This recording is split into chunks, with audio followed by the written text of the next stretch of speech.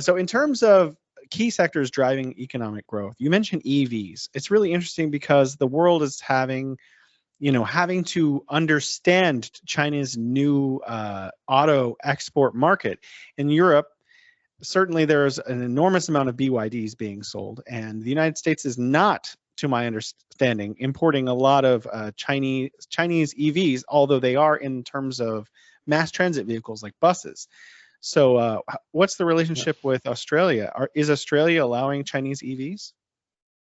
Yeah, Australian is allowing Chinese EVs. Look, Australia has not had a domestic automobile manufacturing sector for a number of years now, since the end of the subsidies about 10 years or so ago.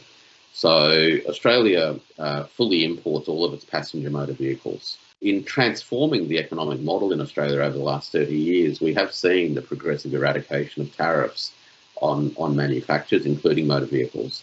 And the benefit for Australian households and many enterprises is access to much lower cost products, and in this case, it's motor vehicles. So these days, you can go to dealerships to buy Chinese motor vehicles, particularly those that are based on diesel or petrol or gasoline.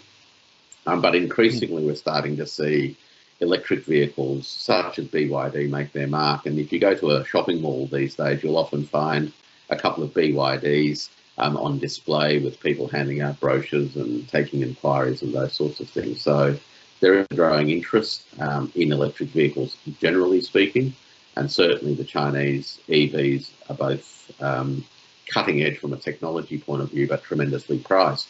The charging infrastructure is being rolled out in Australia, and it's certainly sufficient to warrant people purchasing Teslas. And I think we're going to start to see a more prolific implementation of charging stations across the country. I remember about 10 or so years ago, there were attempts by an Australian company to bring, at that stage, Israeli technology into Australia to roll out the first generation of charging stations. And in the end, that didn't get anywhere. It was just a little bit too early.